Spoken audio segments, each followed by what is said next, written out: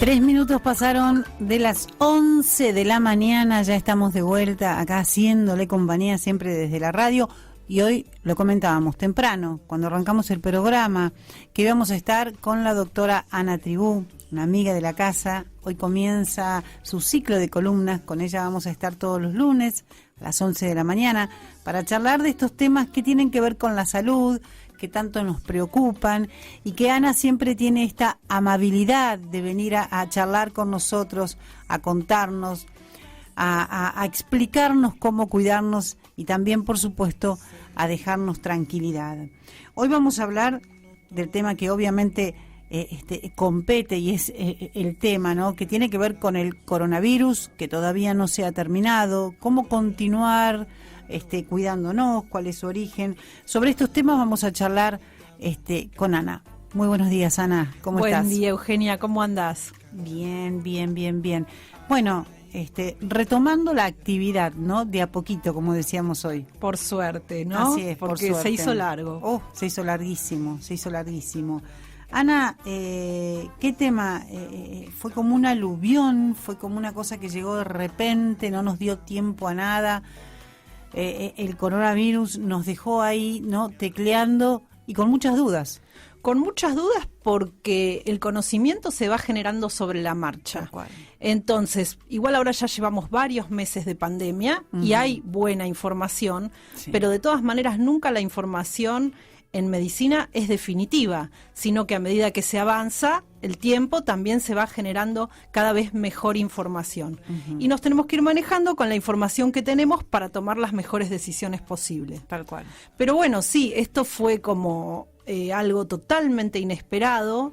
Hacía desde principios del 1900 que no había una pandemia como esta. Este virus, el coronavirus, afectó a más de 62 millones de personas en el mundo. Muchísimo. Y ya produjo más de casi 1,5 millones de muertes. Impresionante. Es decir, que a todo el mundo nos tomó por sorpresa. Sí. Los números en Argentina son 1.418.807 casos al día de ayer, con más de 38.000 muertes. En la provincia de Buenos Aires, 617.271 casos, más de 20.000 muertes. Y en Luján, 4.354 casos ayer, con 128 muertes. Así que nos dejó a todos un poco descolocados y, bueno, tratando de procesar la información para, como dije antes, tomar las buenas decisiones. El origen de este virus, en realidad no tenemos certeza, claro, de cómo fue que esta pandemia empezó. Se piensa que empezó en Wuhan, China, en un mercado donde hay muchos animales vivos, pero no se tiene certeza. Hay publicaciones que dicen que el virus ya estaba antes en España, en Italia, y hay un grupo de la Organización Mundial de la Salud trabajando en el tema que probablemente en unos años nos pueda decir realmente qué pasó. ¿Vino realmente de los murciélagos? Eso es lo que la mayor parte de los científicos piensan, pero también piensan que tiene que haber algún animal intermedio, es decir, los murciélagos contagiaron a otro animal que, claro, lo hizo llegar al humano. Claro. Los coronavirus no son nuevos, son virus respiratorios comunes que producen resfríos, en general producen infecciones menores, pero evidentemente en este coronavirus tuvo alguna mutación muy importante que por ahí se produjo en los murciélagos y entonces se convirtió en un germen para el que nuestro cuerpo no tiene defensas conocidas previamente. El sistema de defensas del cuerpo se va haciendo por el contacto sucesivo con distintos gérmenes. Claro. Y este germen le resulta nuevo porque ninguna de las defensas previas sirve para poder combatirlo. Claro. Y entonces por eso, como cuando, los españoles llegaron a América que traían enfermedades como la gripe que acá no se conocían, claro, tal cual, y agarraban a las poblaciones que moría mucha cantidad de gente, bueno, un poco pasó eso, pero a nivel mundial. Algo nuevo para lo que nuestro organismo no está preparado. Bueno, eso es interesante. Hablamos del origen, que sí, por ahí es lo que muchos teníamos dudas, porque, digamos, hubo tantas versiones. Hay tantas versiones, sí. Se habló de que era un virus de laboratorio, de que venía, esto que decís vos, se habló de muchísimas cosas. ¿Cómo se transmite realmente este virus? Porque ese es un tema importante, porque yo siempre digo, si uno conoce ciertos datos, es más fácil el poder cuidarse. Exacto. Y la principal transmisión hay que tenerlo muy en claro, que es de una persona enferma a una persona sana. Claro. Eso es lo principal. Después vamos a ir entrando en otras formas que podría llegar a contagiarse. Pero compartir un espacio sin distancia de 1,5 metros, 2 metros, sin uso de tapabocas y especialmente un lugar cerrado con una persona que tiene los síntomas es la forma más habitual de contagiarse. Claro. También si la persona por ahí no tiene los síntomas pero está incubando la enfermedad. Como cualquier virus, 2 o 3 días antes de que empiecen los síntomas, ya la persona tiene el virus dividiéndose en la sangre y ya puede también contagiar. Uh-huh. Se contagia por, digamos, en líneas generales podría decir la respiración. Cuando hablamos, cuando respiramos, cuando cantamos, cuando tosemos o estornudamos, liberamos unas gotitas muy, muy, muy pequeñas que no se ven, que los médicos las llamamos gotitas de flush, al aire. Uh-huh. Si otra persona respira esas gotitas de flush, puede contraer el virus. Claro.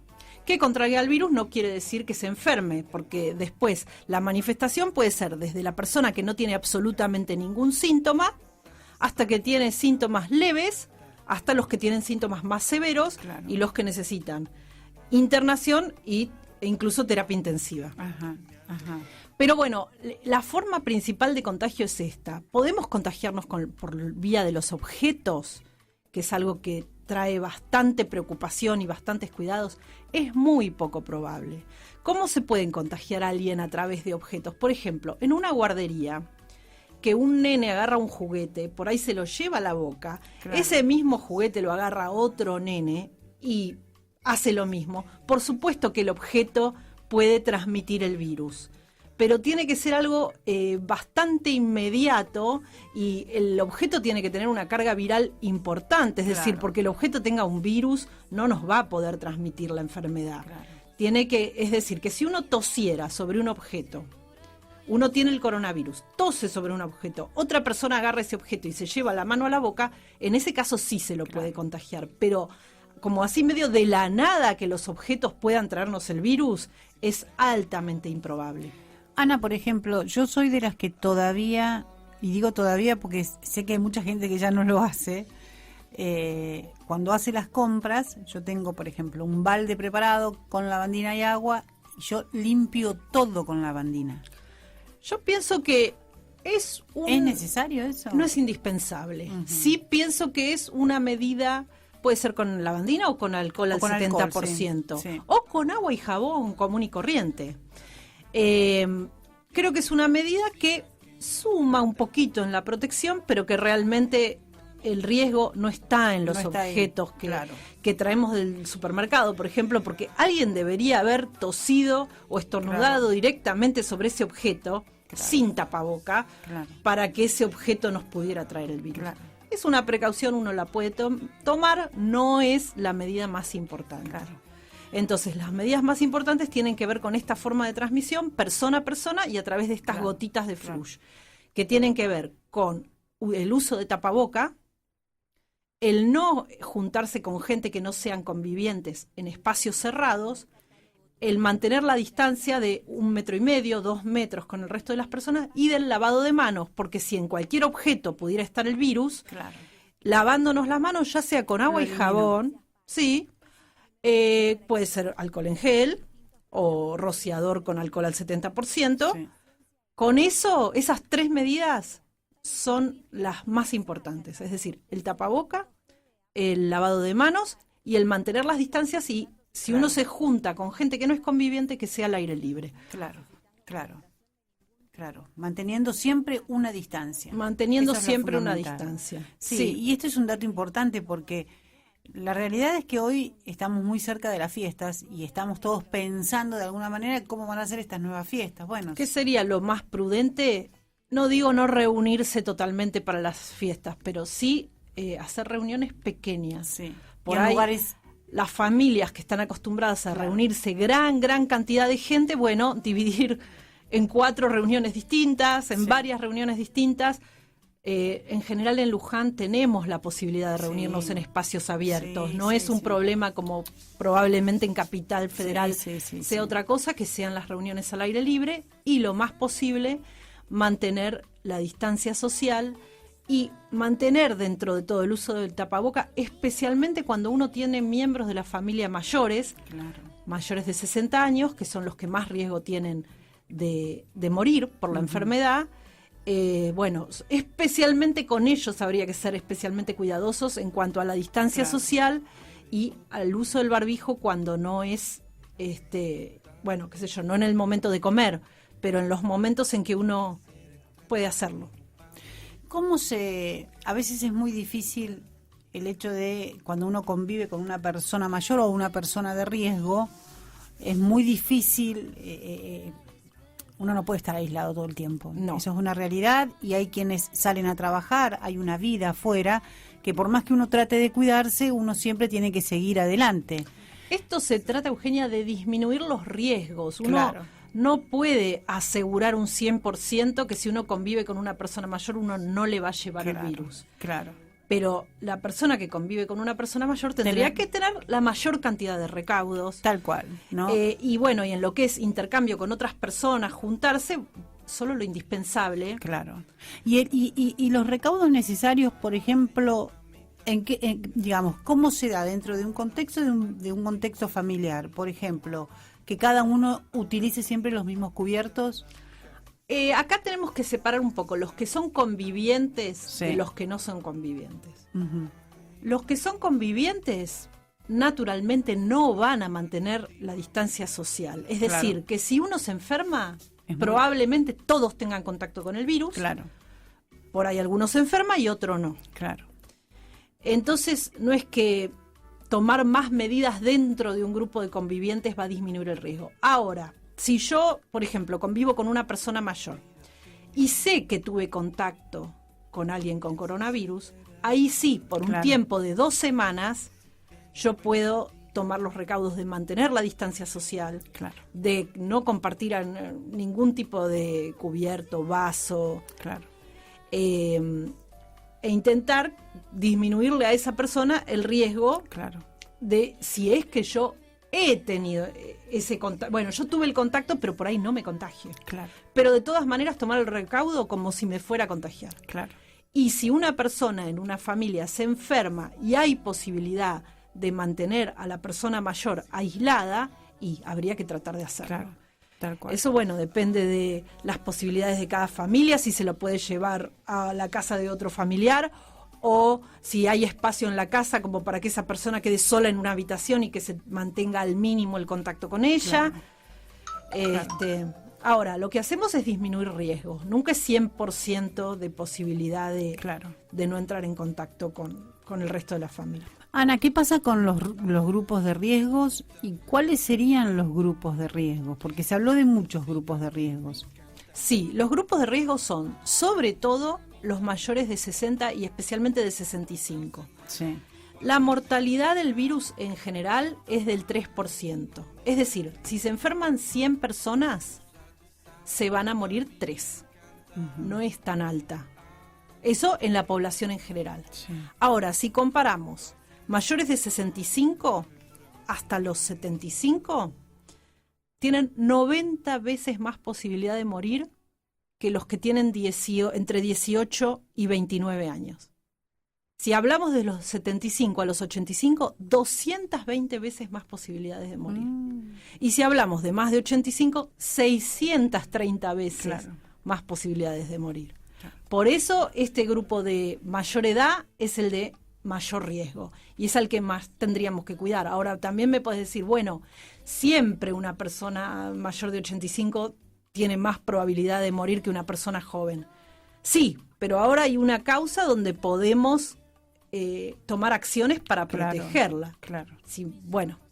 Si una persona con los años tiene más posibilidad de morir, y bueno, eso es parte de la ley de la vida, ¿no? Ahora, acá podemos hacer cosas para proteger a esas personas.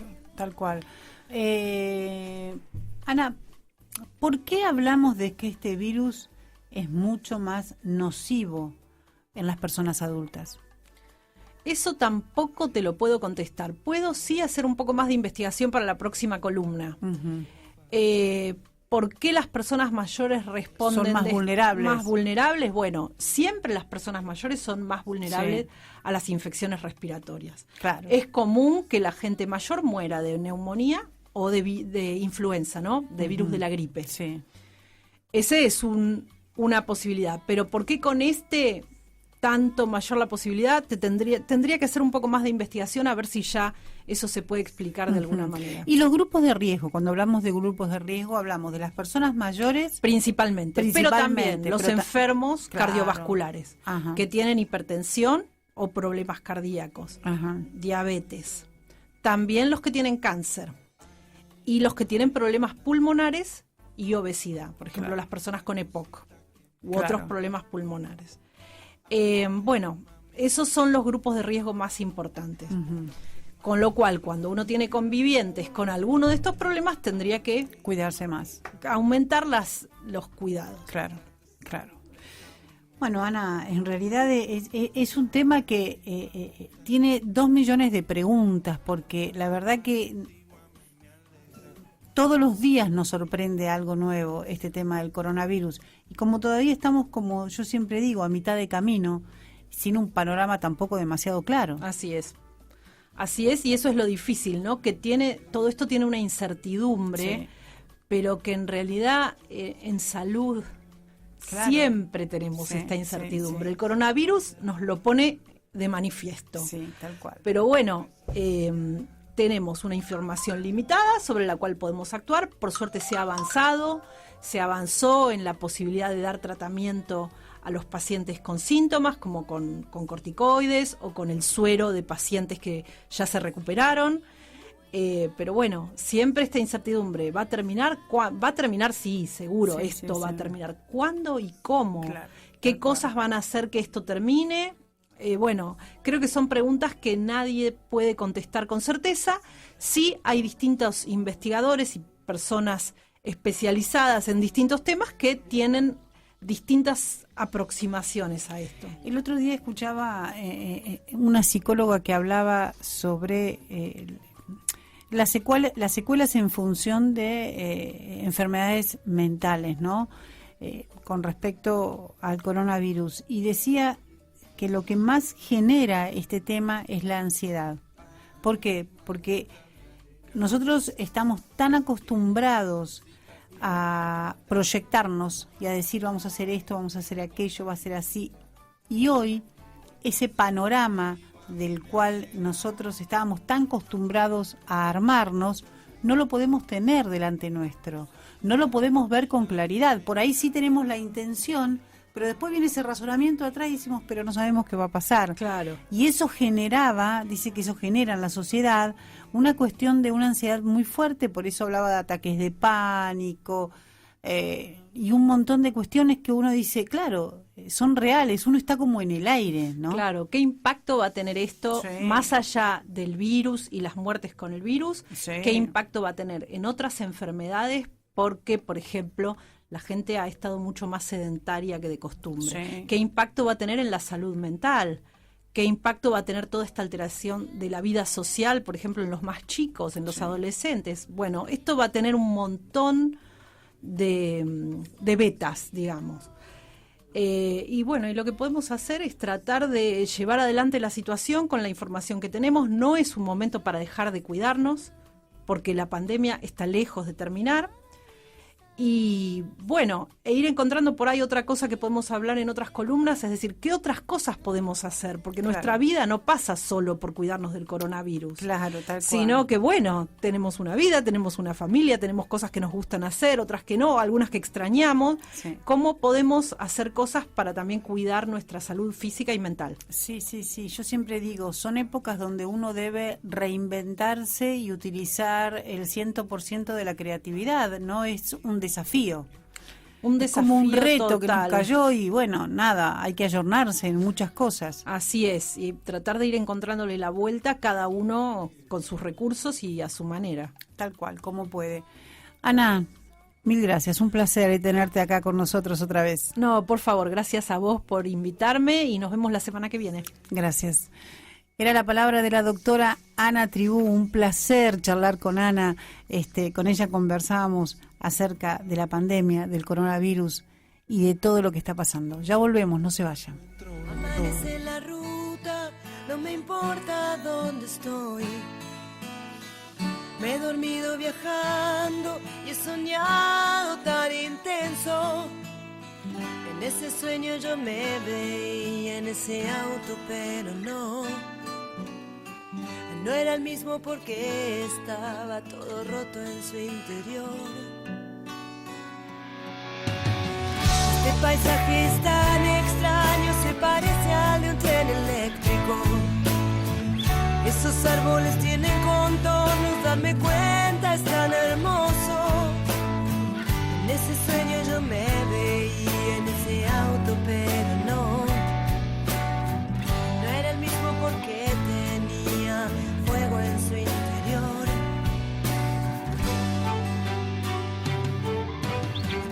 A medida que aceleramos, mis recuerdos me estremecen y en un soplo veo proyectado como un film toda mi vida.